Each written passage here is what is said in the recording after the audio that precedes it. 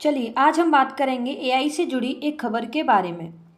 कल्पना करो कि एक लड़की रात को अकेले बैठे फ़ोन पर किसी से बात कर रही है जो हमेशा सुनता है, कभी झगड़ा नहीं करता, हमेशा रोमांटिक जो बातें हैं वो करता है, लेकिन वो कोई इंसान नहीं, बस एक एआई चैट बॉक्स है। चीन में लाखों युवा महिलाएं ऐसे ही परफेक्ट बॉयफ्रेंड एआई से जो प्यार है वो करने लगी हैं।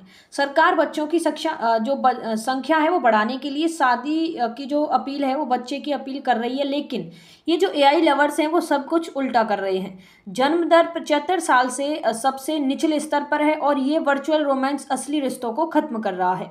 क्या एआई अब इंसानी जो प्यार है उसका सबसे बड़ा जो दुश्मन है वो बन गया है?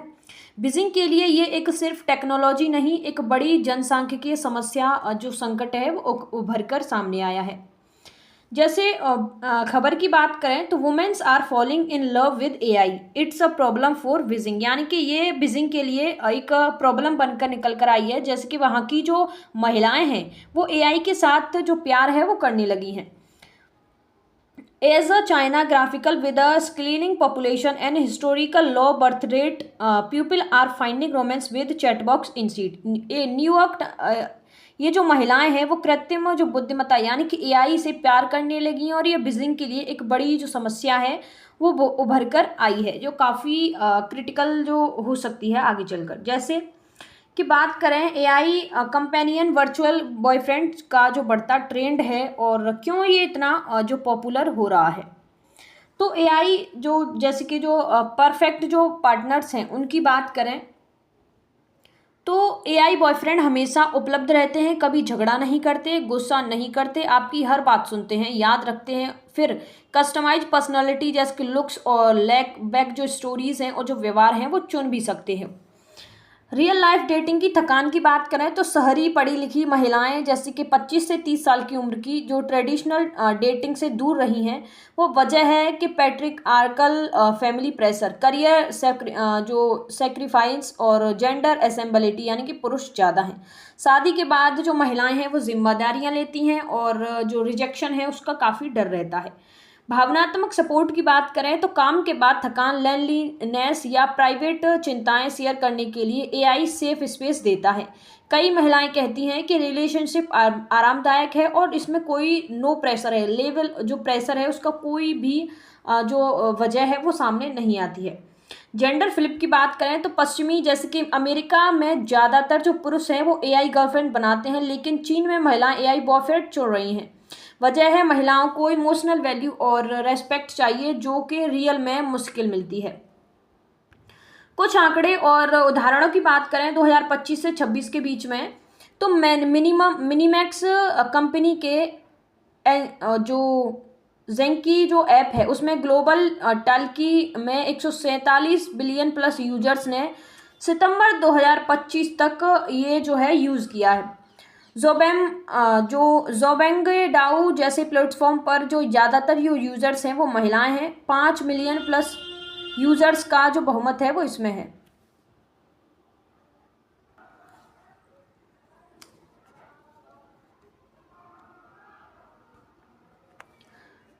और अब बात करें लव एंड डीप स्पेस के बारे में तो जैसे मोबाइल रोमांस गेम में 80 मिलियन प्लस यूजर्स और लगभग 1 बिलियन रेवेन्यू होता है और जो कि 5 मिलियन यूजर से काफ़ी अधिक है और ये काफ़ी बढ़ता जा रहा है। एआई कंपनियां जो हैं वो ऐप्स के कुल एक्टिव जो यूजर्स हैं वो चीन में 70 मिलियन प्लस है। 70 मिलियन प्लस जो व्यक्ति हैं वो नवंबर 2025 तक देखे गए हैं और कई जो महिलाएं हैं वो रोज 1 से 2 घंटे या ज़्यादातर जो समय है वो एआई बॉयफ्रेंड से बात करती हैं। कुछ ने तो 200 प्लस वर्चुअल डेट्स भी किए हैं एआई के साथ। ये काफ़ी जो डेंजरियस होता जा रहा है बीजिंग, चाइना बीजिंग में। क्यों ये सिर्फ ट्रेंड है? क्या ये सिर्फ ट्रेंड है या कोई बड़ा बदलाव है? तो ये लोनलीनेस और जेंडर डायनामिक्स और टेक के इंटरसेक्शंस का जो नतीजा है। कई महिलाएं कहती हैं कि एआई रिलेशन जो है वो रियल में बेहतर लगती है क्योंकि ये आदर्श होती है, लेकिन ये भी सच है कि ये एडिक्शन, रियल कनेक्शन की कमी है और लंबे समय में जो मेंटल हेल्थ है वो इश्यूज पैदा कर सकता है जो एआई है। चीन में बहुत बहुत कम जन्म दर है और 2025 के जो प्रमुख आंकड़े हैं उनकी बात करें तो नए जन्म है, न्यू बर्थ की बाबात करें तो सिर्फ 7.52 जो मिलियन जो बच्चे हैं, यानी कि 79.2 लाख जो बच्चे हैं वो पैदा हुए हैं। 1949 में कम्युनिस्ट पार्टी की स्थापना के बाद से सबसे कम जो जन्म दर है वो हुई है। जन्म दर की बात करें तो 5.63 प्रति 1,000 लोगों में ये रिकॉर्ड काफ़ी लो है। 1949 से अब तक का सबसे निचला स्तर है। 2024 में यह 6.77 थी, जो कि 17% की काफ़ी गिरावट देखी गई थी। मृत्यु दर की बात करें डेथ रेट की तो 8% प्रति 1,000 यानी कि 1968 के बाद सबसे ऊंची मृत्यु दर देखी गई थी। कुल जनसंख्या में कमी की बात करें तो 3.39 मिलियन की गिरावट है। जनसंख्या अब 1.405 अरब या लगभग 1.5 अरब के आसपास है। टोटल फर्टिलिटी रेट की बात करें TFR की तो औसतन 0.33 से 1.02 प्रति महिला है। रिप्लेसमेंट की बात करें लेवल की तो 2.1 है। दुनिया में सबसे कम में से एक UN और डेमोग्राफ्स के अनुमान से 2025 में 0.93 से 1.02, कुछ रिपोर्ट्स में 0.97 तक है। अब बात करें जो नतीजे हैं इसके उसके बारे में तो 2022 से लगातार चौथे साल मौतें ज़्यादा से ज़्यादा हुई हैं, जन्मों से ज़्यादा हुई हैं। 2024 में थोड़ी बढ़ोतरी थी जो ड्रैगन ईयर्स के वजह से, लेकिन अब 2025 में फिर से काफ़ी तेज़ी से गिरावट देखी गई है। तुलना और ऐतिहासिक अगर संदर्भ की बात करें तो 2016 में जन्म जो है वो 18 बिलियन थे, अब सीधे आधे से कम पर ये जो जन्म दर है वो पहुंच चुके हैं। वन जो चाइल्ड पॉलिसी है वो खत्म होने के बाद ये काफ़ी गिरी हुई है। 2025 के जन्म की बात करें 1738 किंग राजवंश के स्तर पर, अब चीन की कुल आबादी सिर्फ 15 करोड़ थी। दक्षिण में तुलना करें तो दक्षिण कोरिया, ताइवान, सिंगापुर में भी 1.0 से 1.1 TFR, लेकिन चीन की स्केल बहुत बड़ी है। दुनिया में जो काफ़ी जो जन्म दर है वो सबसे ज़्यादा जो है वो चीन में देखी जा रही है। मुख्य कारण की बात करें तो पहले काफ़ी चर्चा में रहे हैं, कुछ ट्रेंड्स से जुड़े हुए हैं, जैसे वन चाइल्ड पॉलिसी के लंबे असर की बात करें तो 1979 से 2015 तक लागू है। अब ओनली चाइल्ड जनरेशन में बच्चे पालने की लागत बहुत ऊंची, परिवार जो हैं वो छोटे हैं। शादी की कमी की बात करें तो 2024 से 25 में मैरिज जो रेट है वो काफ़ी गिरा है, 20% की गिरावट आई है। युवा खासकर जो महिलाएं हैं वो शादी और बच्चों से दूर हैं। उच्च बच्चे जो हैं उनकी पालने की अगर लागत की बात करें तो एजुकेशन, हाउसिंग, करियर सेक्रीफाइस शहरी महिलाओं के लिए बड़ा बैरियर है। सोशल चेंजेस की बात करें तो महिलाओं की एजुकेशन, जॉब्स बढ़ी हैं और इंडिविजुअलिटी यानी कि आत्मनिर्भरता और लेनलीनेस, और अब AI कंपेनियन वर्चुअल्स रिलेशनशिप जैसा कि हम पहले बात कर रहे थे, रियल फैमिली बनाने की बजाय परफेक्ट वर्चुअल पार्टनर्स चुन रही थी। अन्य फैक्टर्स की बात करें तो urbanisation, high pressure jobs, housing crisis और सरकारी की प्रोनेटल पॉलिसी, सब्सिडी लीव और IVF फ्री का कम असर है। अब इसी से जुड़े अन्य पॉइंट्स जैसे कि जो चीन में घटती जो शादी मैरिट रेट है उसके बारे में बात करें तो मुख्य आंकड़े जैसे कि ministry of civil affairs of NBS की बात करें तो 2024 में सिर्फ 6.1 मिलियन मैरिज रजिस्ट्रेशन हुए हैं, रिकॉर्ड काफ़ी लो है। 1986 से ट्रैकिंग शुरू होने के बाद से सबसे कम है। 2023 में 20% की गिरावट आई थी, 7.7 बिलियन से 6.1 बिलियन की। 2025 की बात करें तो थोड़ी रिकवरी हुई है जिसमें 6.76 बिलियन मैरिज रजिस्ट्रेशन हुए हैं। ये बढ़ोतरी सरकार की नई पॉलिसी से आई है जिसमें मैरिज रजिस्ट्रेशन के नियम आसान किए गए हैं, जैसे कि होकू लोकेशन ज़रूरत जो है वो ख़त्म की गई है, ऑनलाइन और कहीं भी रजिस्ट्रेशन कर सकते हैं। बड़े शहरों में ज़्यादा बढ़ोतरी हुई है, जैसे कि संघाई में 38.7% की जो बढ़ोतरी है वो हुई है और शेंज़ेन में 28% की बढ़ोतरी हुई है। लेकिन लॉन्ग टर्म ट्रेड अभी भी डाउन है। 2023 के पीक पर 13.47 बिलियन से आधे से भी कम है। 2023 से कुल गिरावट 50% प्लस थी।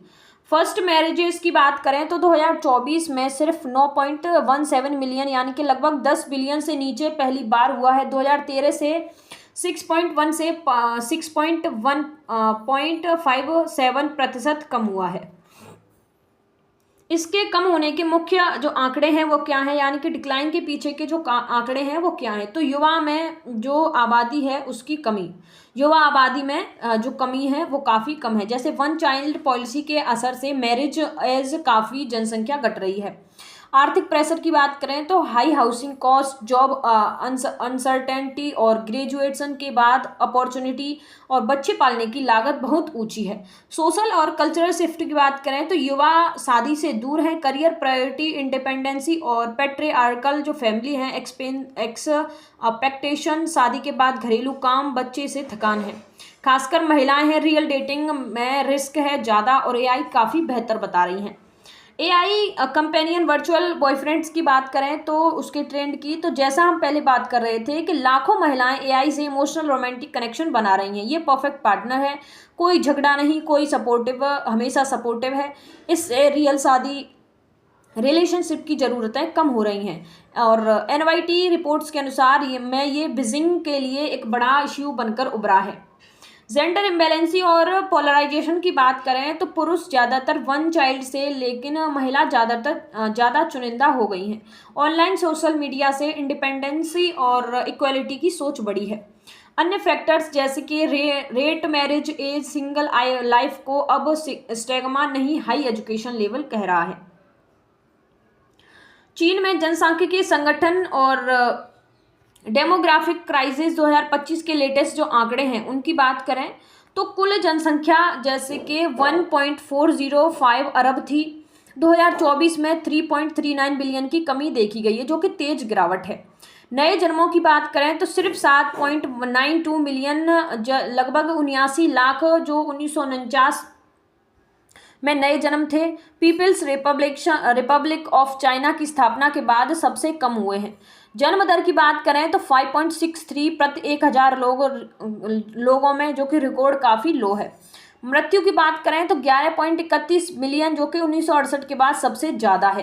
टोटल फर्टिलिटी रेट की बात करें तो लगभग 0.93 से 1.0 प्रति महिला, रिप्लेसमेंट लेवल 2.0 है।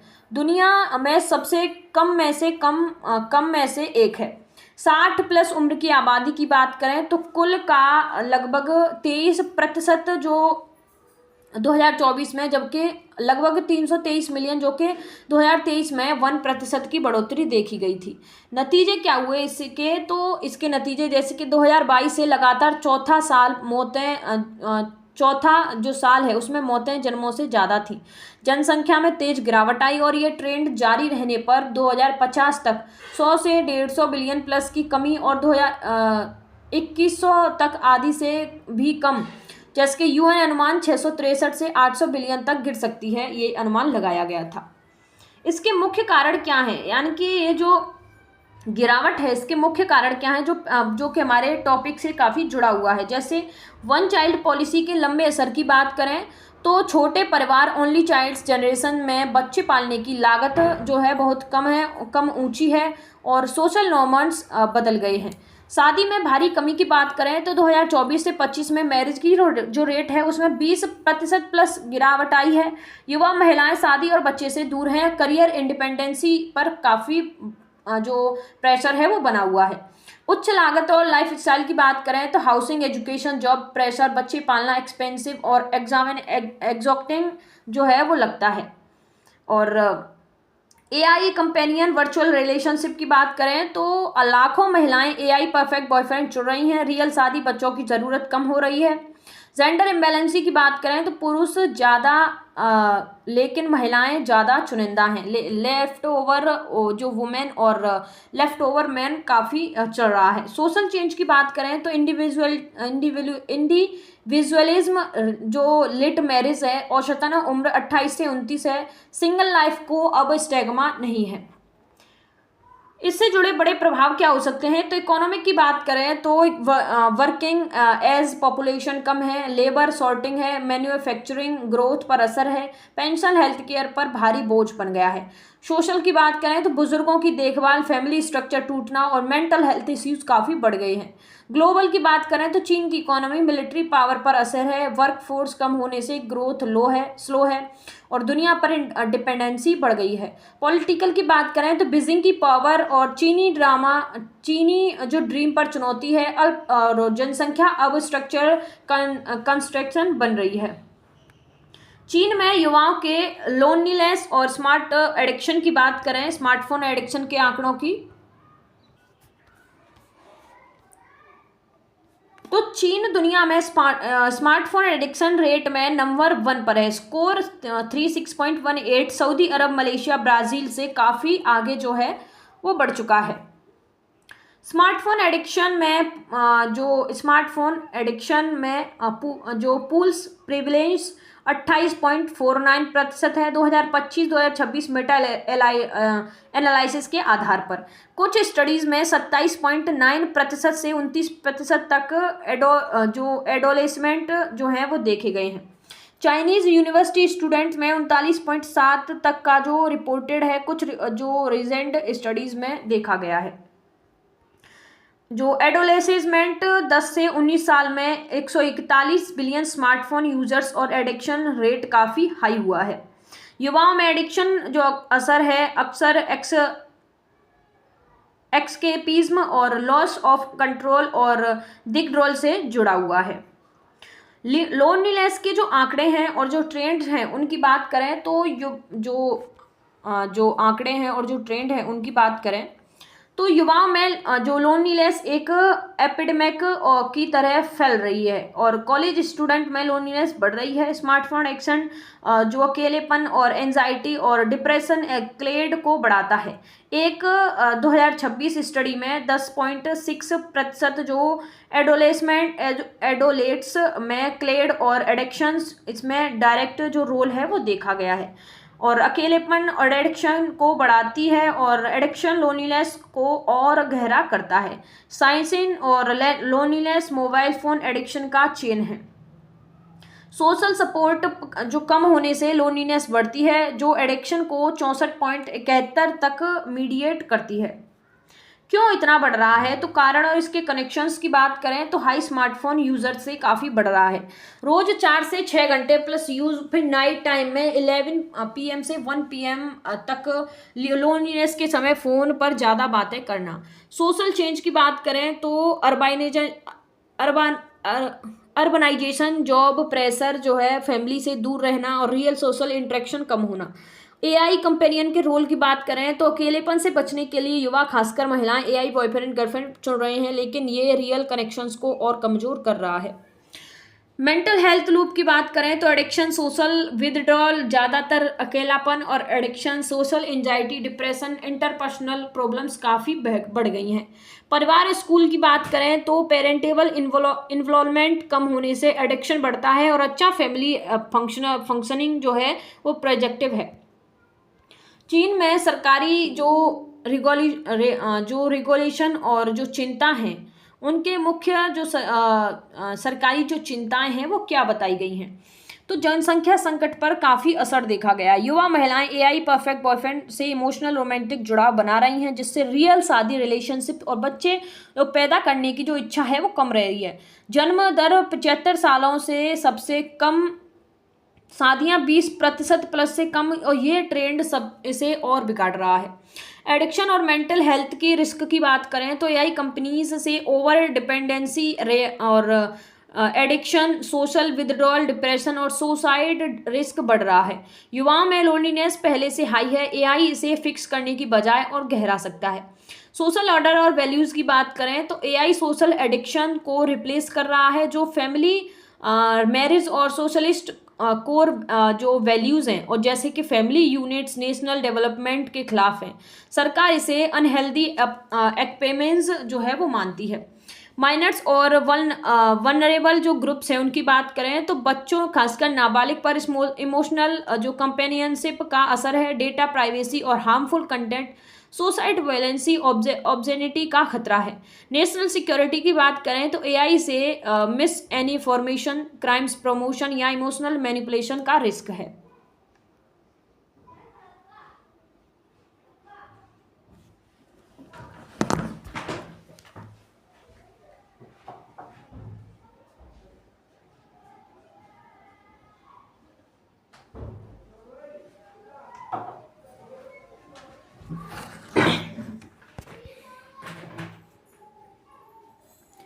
अब बात करें मुख्य रेगुलेशन और की बात करें तो जो दिसंबर 2025 में कुंजी प्रोविजंस की, तो एडिक्शन की जो रोकथाम है उसके बारे में 2 घंटे लगातार यूज के बाद mandatory break, reminder, over use का डिपेंडेंसी पर इंटरवेंस। सुसाइड सेल्फ हार्म की बात करें तो अगर यूजर्स सुसाइड या हार्म की बात करें तो ह्यूमन इंटरवेंशन और गार्जियन इमरजेंसी कंटेंट को नोटिफाई।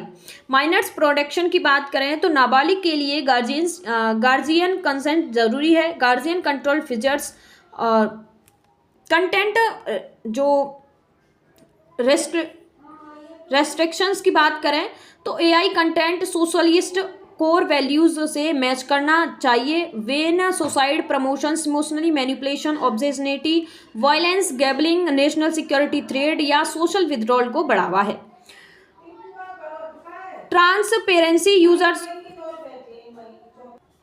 ट्रांसपेरेंसी की बात करें तो यूजर्स को क्लियर बताना कि ये एआई है न कि ह्यूमन। इमोशनल डेटा यूज के लिए अलग कंसेंट, ट्रेनिंग डेटा में इमोशनल रॉन्ग्स क्वारंटाइन है।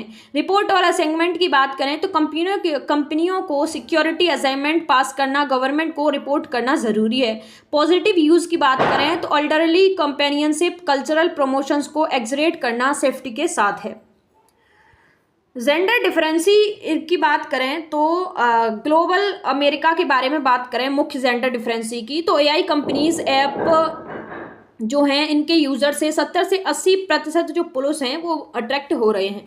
यूजर्स एज ग्रुप की बात करें तो ज़्यादातर 18 से 24 साल के युवा पुरुष। फोकस की बात करें तो हाइपर सेक्सुअलाइजेशन, एआई गर्लफ्रेंड्स और फैक्टी और शॉर्ट टर्म इंटरेक्शन।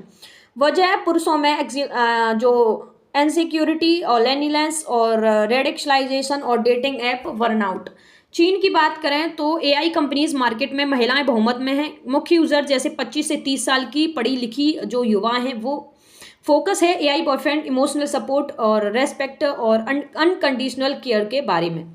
एप्स में मेल कैरेक्टर जो डोमिट करते हैं और हॉप पेज पर मेल अवतार, प्रमुख फीमेल ऑप्शंस कम होता है। चीन में जेंडर फ्लिप के मुख्य कारण क्या हैं तो ट्रेडिशनल मैरिज डेटिंग की काफ़ी समस्या बनी हुई है। पैट्रियार्कल जो फैमिली स्ट्रक्चर, शादी के बाद महिलाओं के करियर सेक्रीफाइस, घरेलू काम, बच्चे पालना एक्सपेक्टेशन जरूर काफ़ी बढ़ चुकी है।